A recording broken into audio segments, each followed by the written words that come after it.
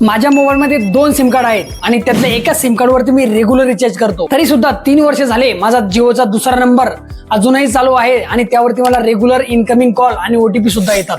ते कसं जाणून घ्यायचं आहे? मग तुमच्या भावाला फॉलो करून टाका आणि ही रील सेव्ह करून ठेवा, म्हणजेच तुम्हाला उपयोगी पडेल.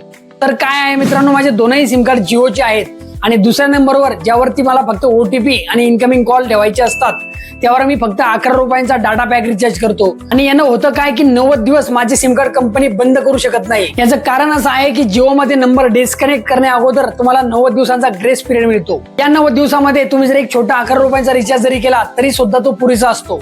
90 दिवस म्हणजे 3 महिने पूर्ण झाले की परत 11 रुपयांचा रिचार्ज करायचा, म्हणजेच एका वर्षामध्ये 11 × 4 म्हणजे 44 रुपयांचा तुम्हाला रिचार्ज करायचा आणि तुम्ही तुमचा जिओचा नंबर पूर्ण वर्षभर ऍक्टिव्ह ठेवू शकता.